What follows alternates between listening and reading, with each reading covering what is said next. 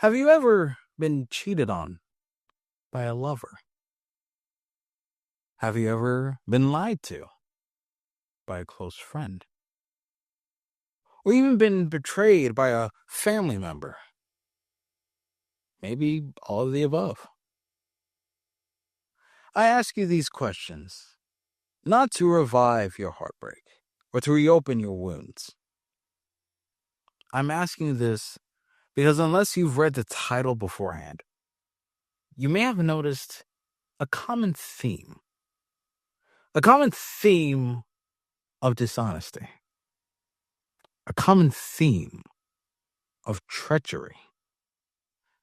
The people who are closest to us can cause the deepest of cuts. And when we often let those cuts bleed, especially into our future relationships, we often do it without realizing. In this episode, we'll dive into how our past is the reason why we find it so hard to trust people.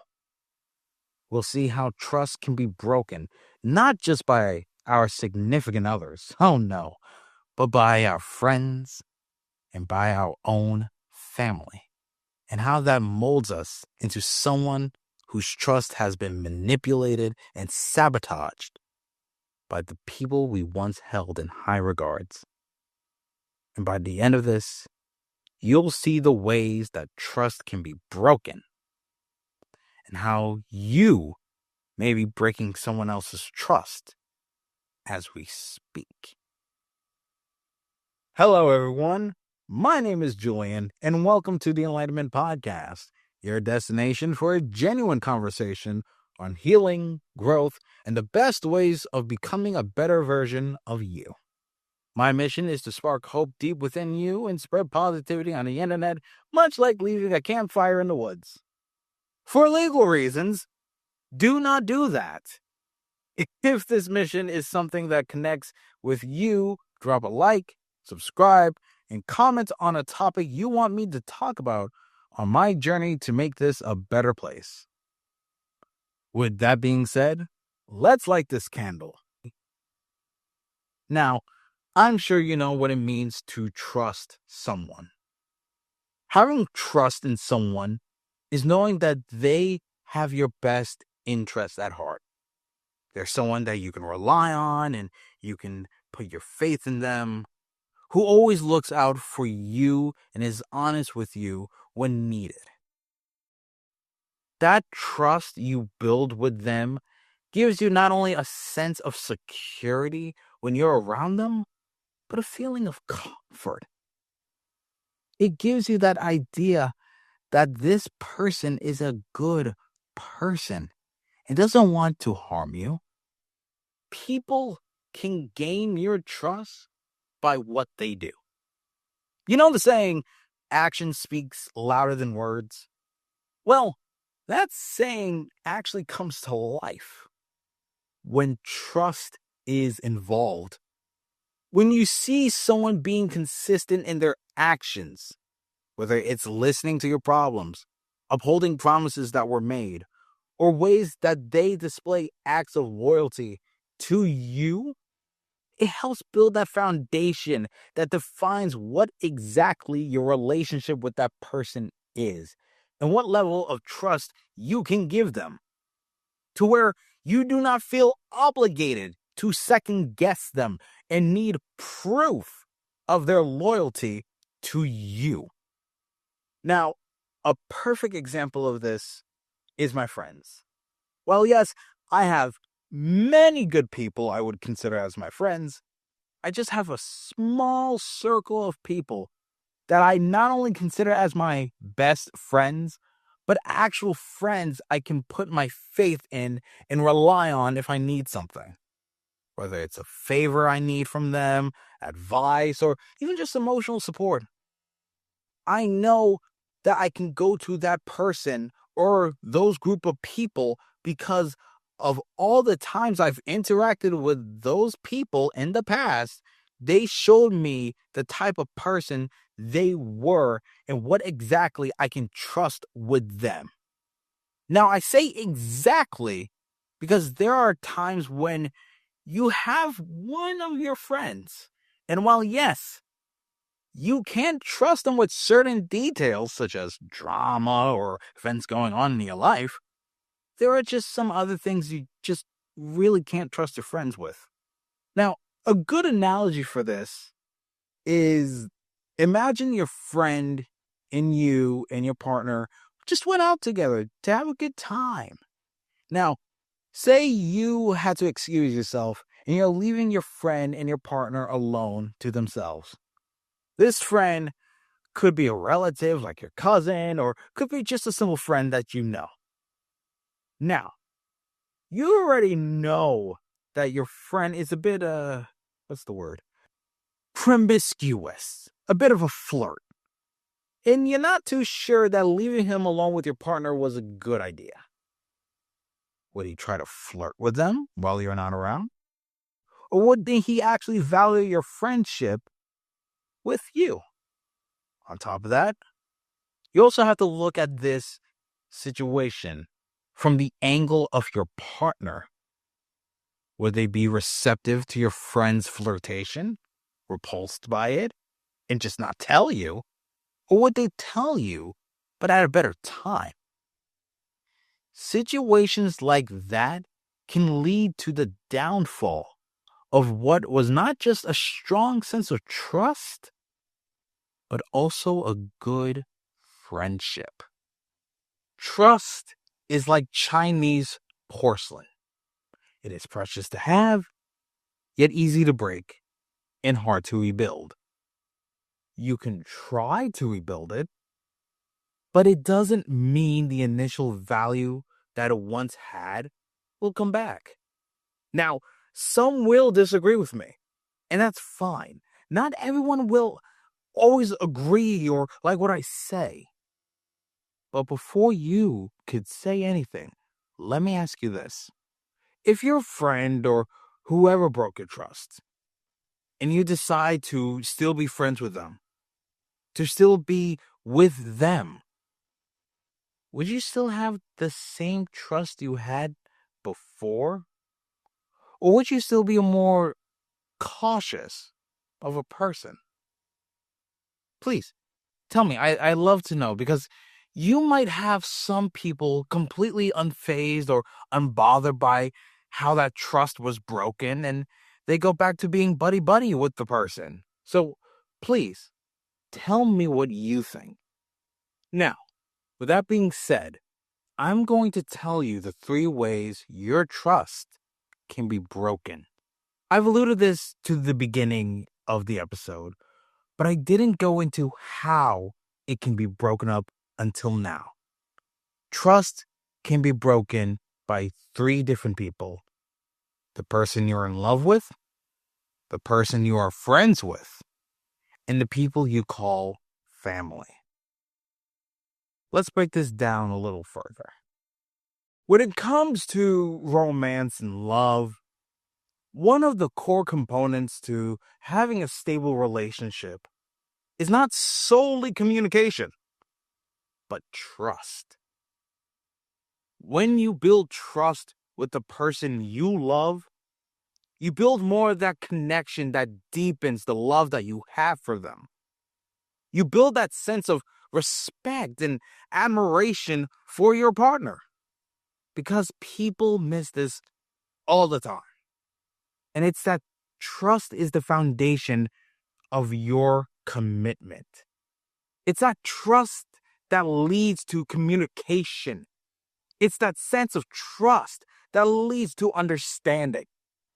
It's that sense and that feeling of trust that gives relationships their fulfillment and meaning.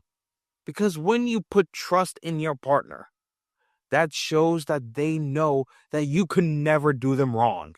Because that shows that not only you, but they also value the love you share together. That gives the relationship so much worth. So many gurus, so many couples online constantly say it's about commitment, it's about admiration, it's about understanding, respect. Yes, That's all important. But where does that come from? It doesn't come from the love of the person, but the trust in the person.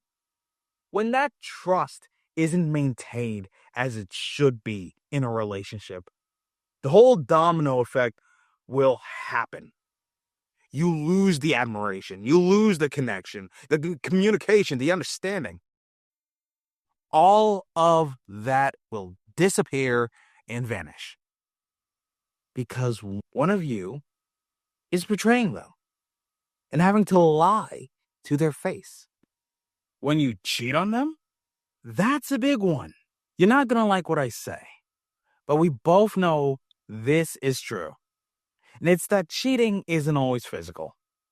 A lot of people think that cheating and infidelity are just their partner kissing or having sex with someone else. But Shrek kind of said it best. Cheating is like ogres, and ogres are like onions. There's always layers to it. Infidelity can be emotional, digital, or even something small as flirting with someone outside of your relationship. Something equally as bad as cheating is abandonment. When your partner emotionally or physically abandons you, especially in a time of need, you have a hard time relying on that person because now you adopt a pattern that whenever you need them, they're nowhere to be seen. With this, cheating and other factors like secrecy and breaking boundaries, the trust you once had in that person that had so much passion begins to erode and you start drifting away. Now, when it comes to trust in a platonic way, that's where things begins to shift just a little bit.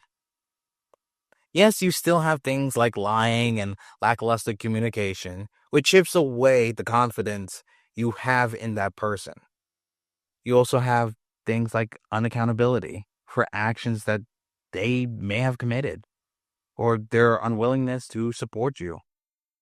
It can make you feel like they're unreliable as a person.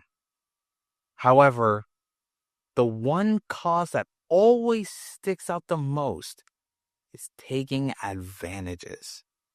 What I mean by taking advantage is the concept that the only reason why they're even your friend is because you're providing them with something that they want or it's convenient for them. Remember when I told you earlier about how I have a limited circle of friends that I trust? That's because people that I was friends with would take advantage of my kindness. They didn't see me as their friend, but they just saw me as someone who could help them. They just said things that anyone will want to hear. That you're a good friend, or I love your energy, I miss your presence whenever I'm not around. And eventually, when they were done, they didn't see me as useful anymore and left. Like if they didn't want to associate with me. And I was heartbroken and confused and also all angry. Not at them, but in a way at myself. I felt as if I was the problem. That I had some sort of flaw that made me cause them to leave and made them push me away. Was it because I was too kind? Was it because I cared about them too much? What did I do wrong to have them leave? The nights where I had to sit there and ponder and think so much about it that I cried, asking God, what did I do wrong? Eventually, you become wary of people and even of your own true friends because you don't know if they'll throw you under the bus too. Eventually, you become skeptical of a person. And I would always question their motives and their reasonings for them being kind to me. Always being paranoid, not because I want to, but because in a way I had to. Because of that betrayal, it made me over apologetic. So they don't think of me any differently, and hoping that even that bit of kindness that I still have can convince them not to hurt me. One of my friends I've made in college that I would always talk to, I would always apologize for bothering him, for taking up his time, for even just the smallest of things. And eventually he would always ask, "Why are you apologizing?" To him, he knew I didn't do anything wrong. All he saw was a friend who needed someone to talk to. But in my eyes, all I saw was myself being a nuisance to him and to all my friends. In the back of my mind, whenever some of my friends treated me well, I was afraid I would do something to lose them, or that this kindness was only temporary and they'll eventually leave me. Sometimes I became so paranoid that I became more of a recluse, even avoiding my friends because I was scared that I was just bothering them. Deep down, they didn't want me to be around and they would just talk behind my back. In a way, I became too nervous to be myself around them. And all that fear and paranoia stemmed from the years of being lied to and having my willingness to help and be kind be used as a weapon against me. With time, I realized that they weren't trying to hurt me. They were trying to help me. And if any of my friends are listening to this, words can never truly be enough to express how thankful I am to have friends like you. But thank you. Now, I'll have to keep this one a little brief, but when it comes to family, you typically still encounter themes of deception and lying and commitment issues, as well as broken promises and difficulties in upholding commitments.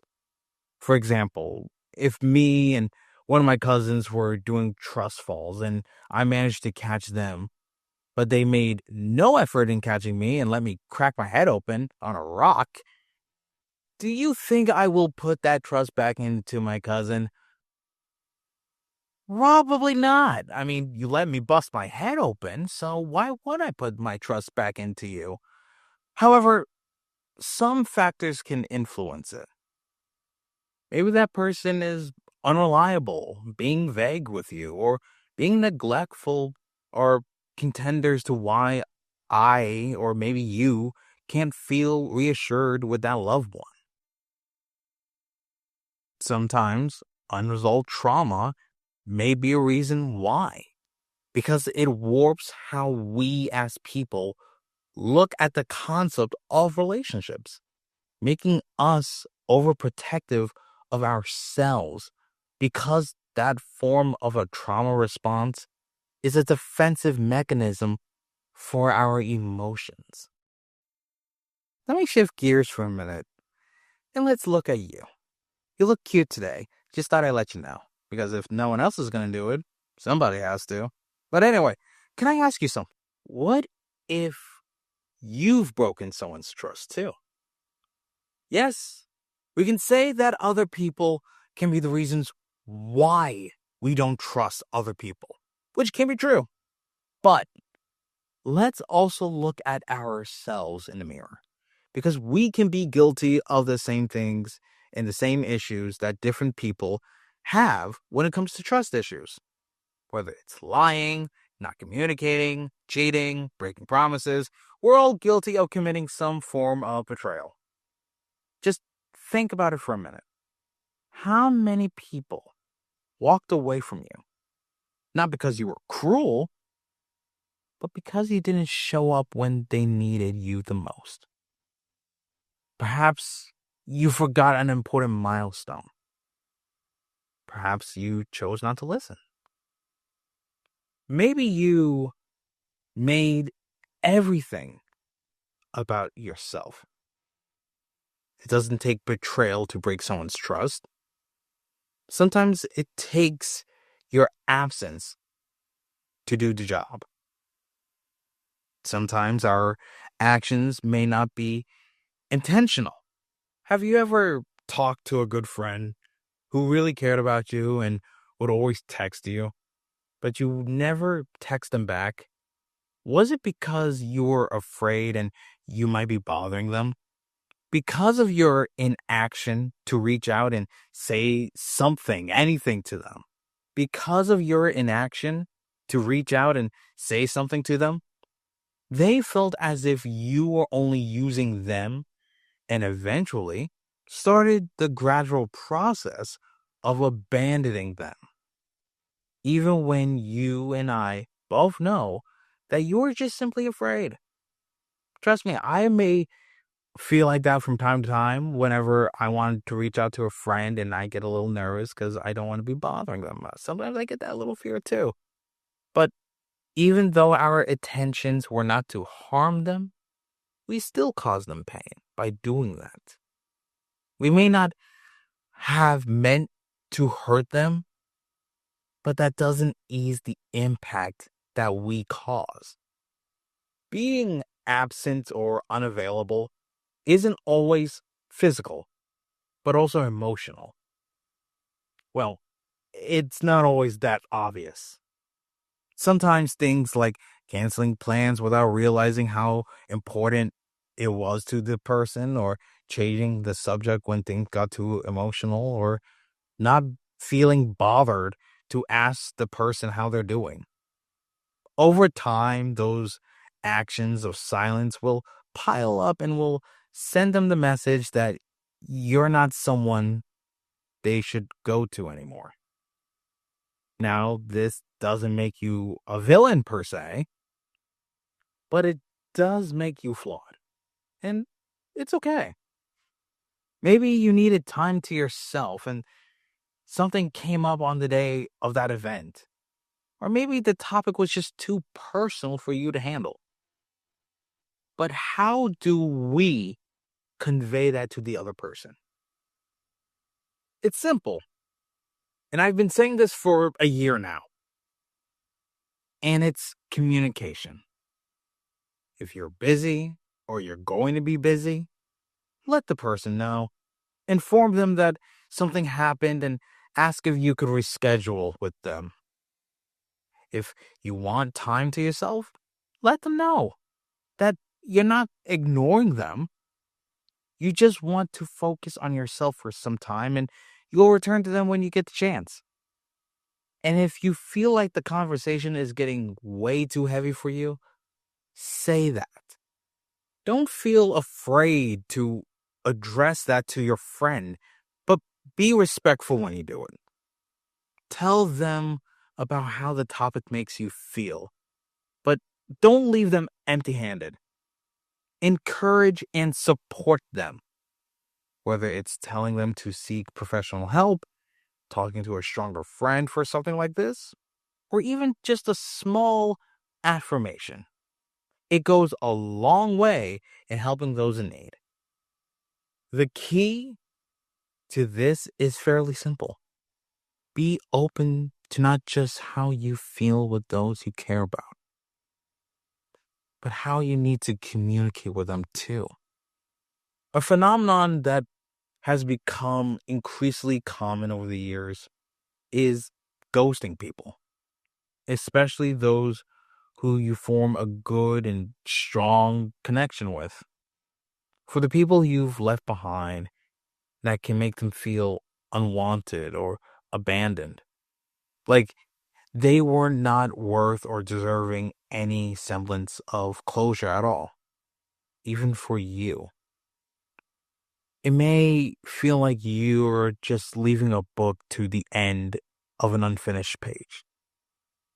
No conclusion, no resolution, no proper solution. Yeah, it may feel nice and easy to just leave them behind, but don't you stop to wonder what story they told themselves afterwards. Now, people may try to use ghosting as a means of avoiding guilt, confrontation, or perhaps even disinterest.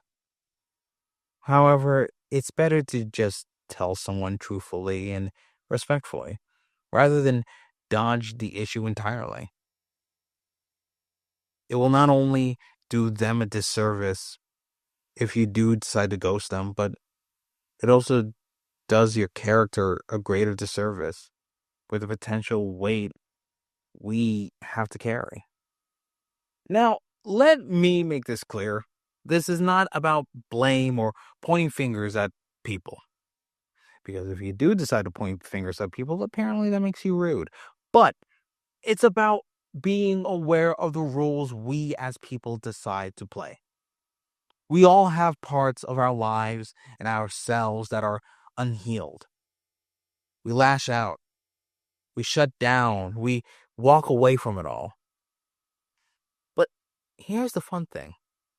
Being accountable for yourself is not self-hatred, but it's self-respect. It's about wanting to better yourself. And that shows growth. That shows strength from within. What I want you to do to improve yourself is to reflect on your past relationships with people with sincerity and clarity.